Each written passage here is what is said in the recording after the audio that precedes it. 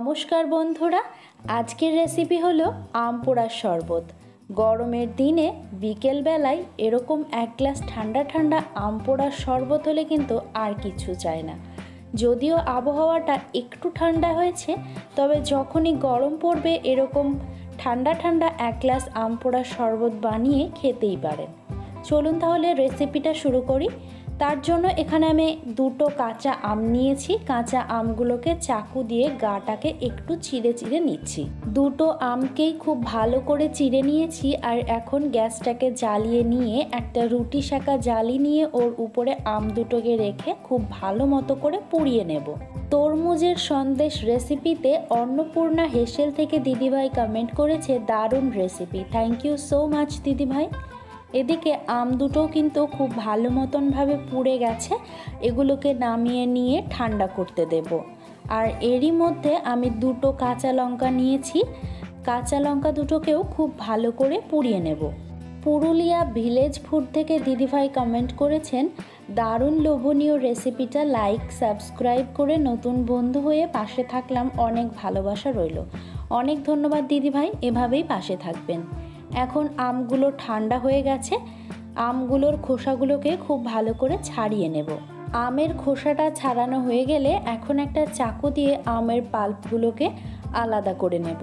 Blog with Rinku দিদিভাই comment করেছেন, আমি প্রথমবার দেখলাম যে তরমুজের সন্দেশ হয়, খুব ভালো হয়েছে।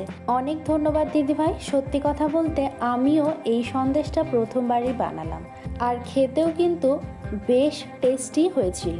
সাধারণ জীবনযাপন থেকে দিদিভাই কমেন্ট করেছেন, অনেক সুন্দর রেসিপি, ভালোবাসা দিলাম। অনেক ধন্যবাদ দিদিভাই, আপনার জন্য অনেক ভালোবাসা রইল। এদিকে আমটাকেও খুব ভালো মতন করে কেটে নিয়েছি। এখন একটা পেস্ট তৈরি করে নেব। তার জন্য একটা মিক্সিং জারের মধ্যে আলাদা করে রাখা আমের পাল্পটাকে আমি দিয়ে দিচ্ছি। তকরিম আমিন থেকে একজন কমেন্ট করেছেন, দুর্দান্ত হয়েছে, থ্যাংক ইউ সো মাচ। এবারে এর মধ্যে দিয়ে দিচ্ছি পুড়িয়ে রাখা কাঁচা লঙ্কা দুটো, আর দিয়ে দিলাম এখানে 6 থেকে 7 টেবিল চামচের মতন চিনি।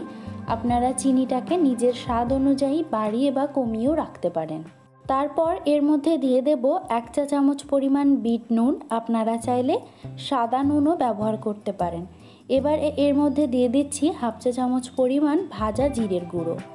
এখন সব কিছুকে খুব ভালো মতন করে ব্লেন্ড করে নেব।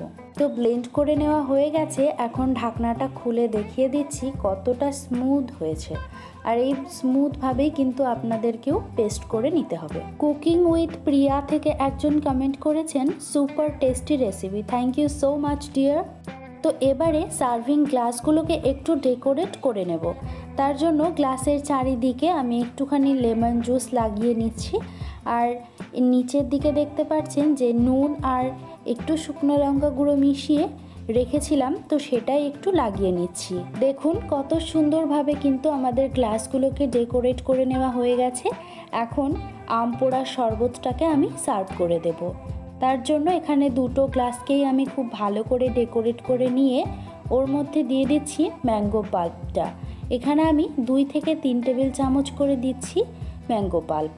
মনীষা জাহান থেকে একজন কমেন্ট করেছেন, ছানার সন্দেশ রেসিপি দেখে নিলাম, ভীষণ লোভনীয় লাগছে দেখতে। অনেক ধন্যবাদ আপনাকে। জেসমিন কুকিং চ্যানেল থেকে একজন কমেন্ট করেছেন, দারুণ হয়েছে sandesh recipe, thank you so much.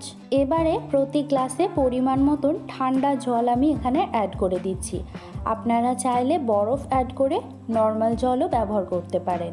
দিয়ে খুব ভালো করে চামচের সাহায্যে গুলিয়ে নেব। ছুলো আসমান থেকে একজন কমেন্ট করেছে, দারুণ recipe, thank you so much. বিথিস কুকিং থেকে দিদিভাই কমেন্ট করেছেন, দারুণ recipe, thank you so much.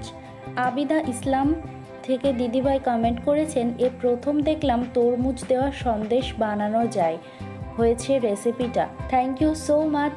Shahida রান্না থেকে দিদিভাই কমেন্ট করেছেন, অসাধারণ তরমুজের sandesh, thank you so much দিদিভাই। সকলে এভাবেই পাশে থাকবেন।